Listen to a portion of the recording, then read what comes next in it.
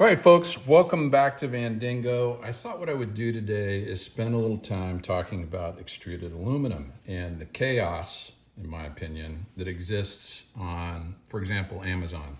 Mainly Amazon, because that's the great retail crusher that I use to supply my needs. I've ordered directly from 80/20 before. That is not 80/20. This is 40 series, which is a little bit larger than 80/20. This is 80/20. And by the way, you can tell how much more robust this is. This is heavier, so stronger. There's more aluminum involved in this 15 series 80/20. Even when you just look at this circle area and the thinner aluminum that's used, this is lighter. This is less expensive. This is about twice the cost. This comes out of like Indiana. This comes out of likely China. Now, by the way, I bear China no malice. The United States, Europe, we're guilty of making China the gargantuan economy that it is. In the, 70s through 90s, if you were a middle manager on up to senior leadership in a company, you were an idiot if you didn't offshore your production to China, because you could make way more gross profit off of this, selling it into Europe and the American market and other markets around the globe, versus selling this, right? Your costs are way higher. We built China into a powerhouse. It's not China, the demonic, terrible nation. We shoved many, many billions of dollars over there in production so that we could make more gross profit off of this than this. It's simple, and we're to blame. Now we are doing all kinds of, nasty things in the press and trying to negotiate a new agreement. Anyway, let me get off course here. This is what I'm using for a van build. I started with this, but I have a fixed budget, and this became very expensive. I prefer this, and I'll show you reasons why.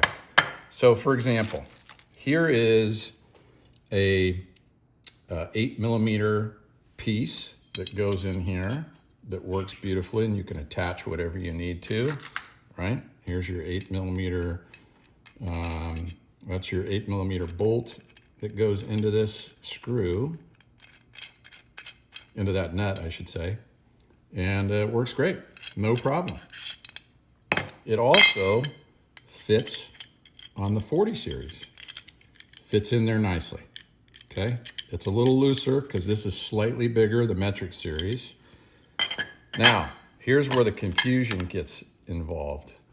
If you go and grab, let's say, a metric 8mm that has this piece of wing in here, you can put it in here and it will hold, right?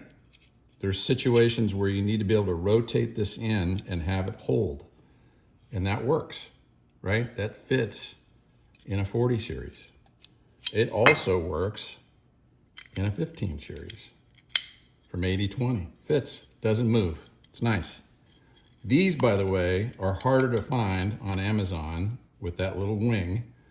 Take longer to get than if you get this type, which has a little detent in there, a little ball bearing, and that is supposed to work as well, right? It's advertised as 40 series on Amazon. If you put it into the 15 series, look, holds, no problem. If you take this same one that's advertised as a 40 series compatible rotate in nut, doesn't work, slides all the way through. Junk, useless for 40 series. But it's advertised that it's compatible to 40 series. So, and let me just grab a different brand, Chinese source, different brand. The 40 series slides right through. The 15 series, look at, perfect. So when it says, Amazon says, it's compatible with 40 series, and that's what it's supposed to fit, I'm returning like this. This is like the fourth package of these that I'm returning back to Amazon. So Amazon's description's wrong. It doesn't fit 40 series. It does happen to fit the 15 series, which is 1.5 inch, 1.5, 15 series from 80/20. Does happen to fit. So what kind of a screw job is that? Which it forces you into buying these more expensive ones that have the wing on here, right? Because so far, that's all I've been able to find that fits. So just thought I would share that frustration with you so that you understand if you're doing your van out of extruded aluminum. All right, be good. Talk to you later. Bye-bye.